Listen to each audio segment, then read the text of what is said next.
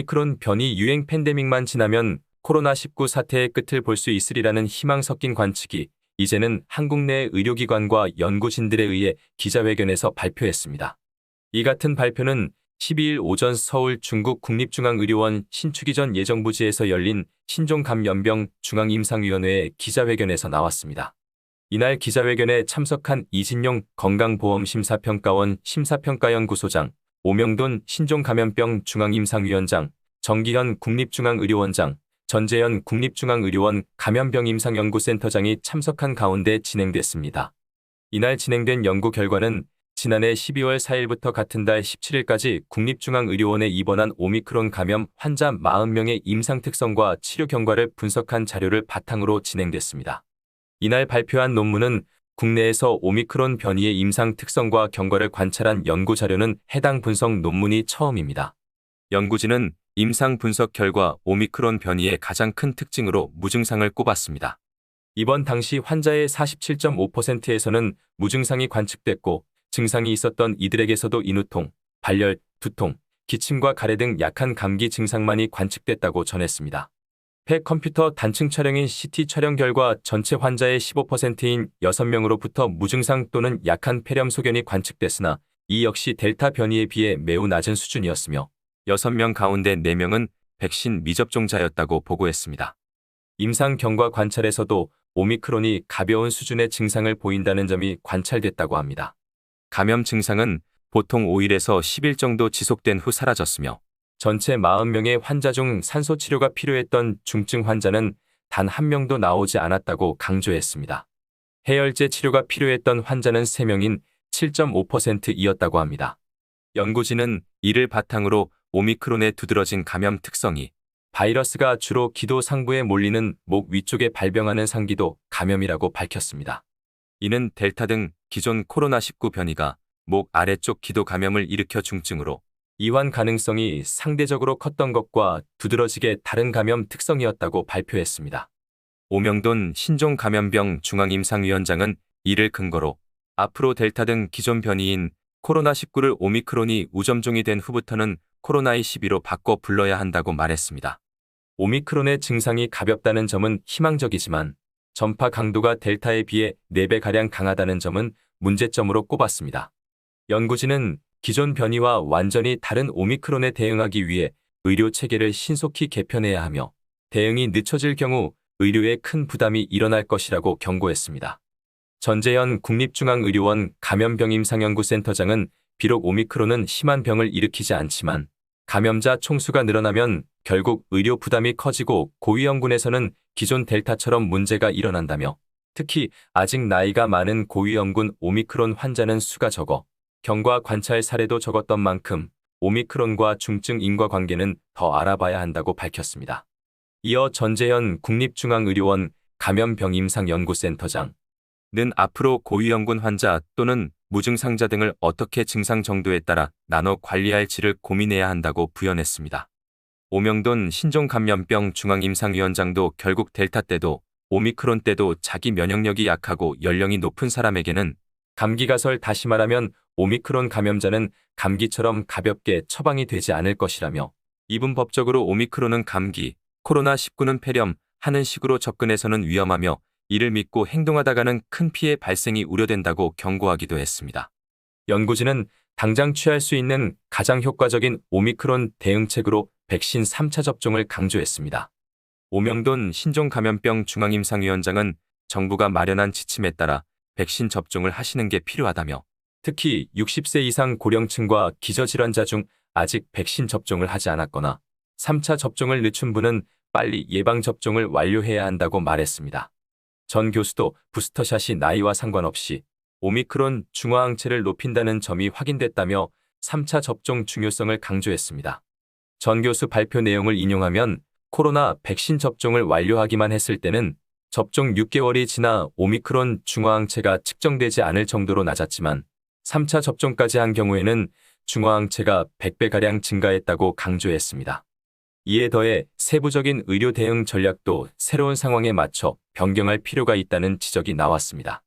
정기현 국립중앙의료원장은 오미크론 유행에 맞춰 외래 현장에서 누구든 쉽게 활용할 수 있는 신속항원 검사 체계를 잘 안착시키고 방호복 착용 수준은 조금 낮춰서 백신을 접종한 의료 종사자는 N95 마스크나 페이스 실드 정도를 착용하고 대면 진료를 할 수 있도록 대응 수위에 변화를 줄 필요가 있다고 말했습니다. 정기현 국립중앙의료원장은 이와 관련해 코로나19에 지나친 두려움을 갖고 대응하는 것 역시 지나치게 안일한 접근만큼 좋지 않다고 주장했습니다.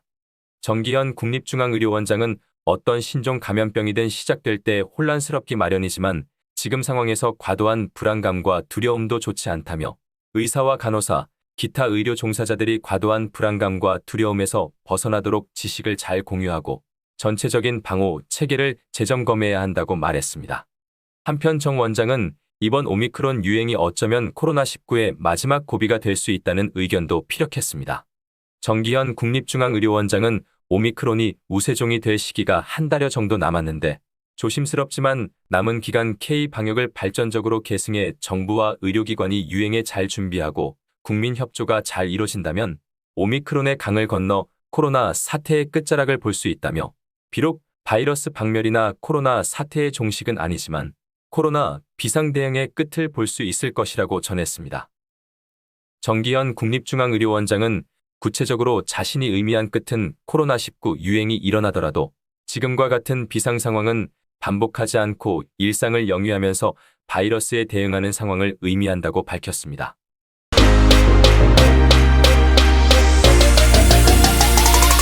요즘 일부 미국인들 사이에 희한하게 유행하는 행동이 있다고 합니다. 일부 미국인들이 오미크론 변이는 감염돼도 증상이 경미하므로 차라리 걸려서 면역력을 높이는 게 이득 아닌가라며 실제 행동을 하고 있는 사람들이 생겨나고 있습니다. 이러한 위험한 행동에 대해 전문가들은 다이너마이트를 가지고 노는 격이라고 경고하고 나섰습니다. 지난 11일 미국 CNN 방송은 전문가 인터뷰를 인용해 오미크론 변이에 의도적으로 감염되는 것이 얼마나 위험한지에 대해 5가지 이유를 들어 반박했습니다. 전문가들은 먼저 코로나19 오미크론 변이 역시 증상이 가볍지 않을 수 있다고 말했습니다. 오미크론 변이의 경증 환자에게서도 고열, 몸살, 목 아픔, 눈 충혈 등의 증상이 흔하게 나타나고 심신쇠약으로 이어질 수도 있다는 것입니다. 노스웨스턴대 의대의 로버트 머피 글로벌 복권연구소장은 오미크론 변이도 생명을 위협할 수 있다며 현재 돌보고 있는 환자는 65세 이상인데 부스터샷까지 했고 기저질환도 없었지만 상태가 좋지 않다고 말했습니다. 후각이나 미각 상실 등 심각한 후유증도 우려된다고 강조했습니다. 감염자의 80%는 1개월 이내에 능력을 되찾지만 나머지 20%는 이 증상이 6개월 이상 이어져 맛과 냄새를 영영 잃는 경우도 있다고 경고했습니다. 이외에도 극심한 피로, 숨이 차는 증상, 고열, 어지러움, 집중력 기억력 저하, 설사, 심장 떨림, 근육통, 복통, 수면의 질 저하 등도 흔한 후유증이라고 밝혔습니다. 또 의도적으로 오미크론 변이에 감염됐다가 어린이에게 질병을 확산시킬 수도 있다고 경고했습니다. 전문가들은 미국에서 현재 12세에서 17세까지 백신 접종률은 54% 수준이고 5세부터 11세 중에서는 한 번이라도 백신을 맞은 어린이가 23%에 불과하다고 전했습니다. 넷째는 의료체계에 큰 부담을 준다는 점입니다. 미 보건복지부 자료에 따르면 미 전역에서 중환자실의 80%가 이미 가동 중이고 그중 30%는 코로나19 환자라고 밝히고 있습니다.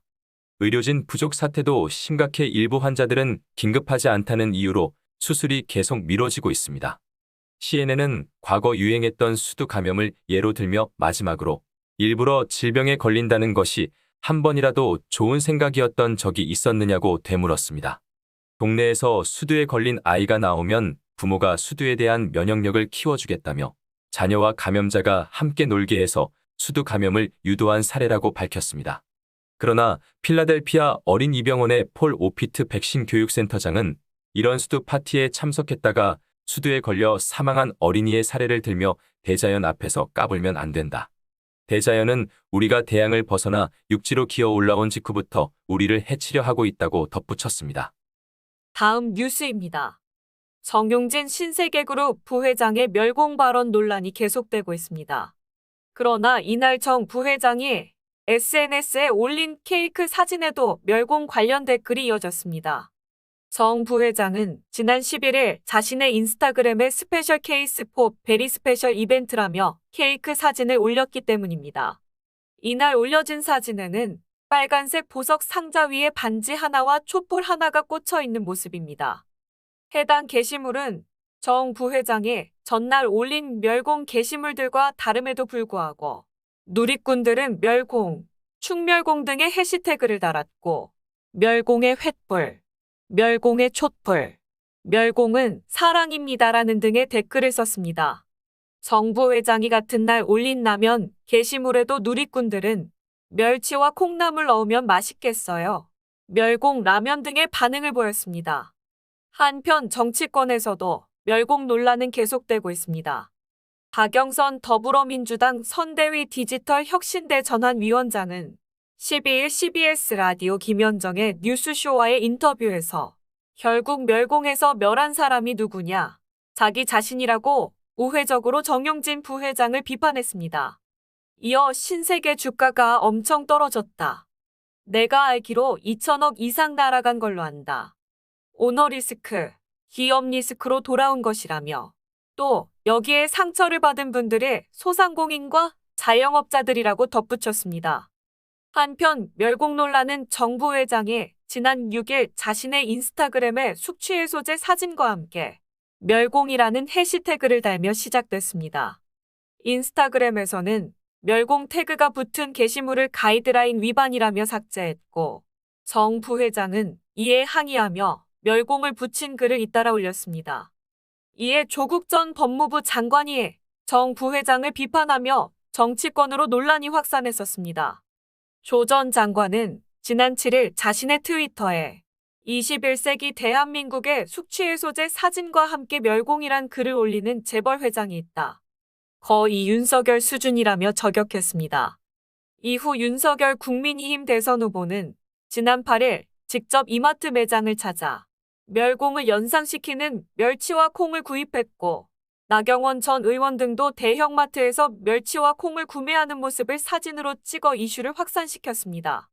그러나 많은 정용진 부회장을 지지하는 사람들은 신세계백화점에서 물건 사주기, 스타벅스에서 커피 마시기 등을 확산하여 정용진 부회장 편에 맞서 대항하고 있습니다. 많은 국민들은 공산당과 맞서고 있는 우리나라에서 멸공이 그토록 비난받을 일인가 따져 묻고 멸공은 우리들의 일상이며 이 단어를 싫어하는 사람들의 저희가 의심스럽다는 평론입니다.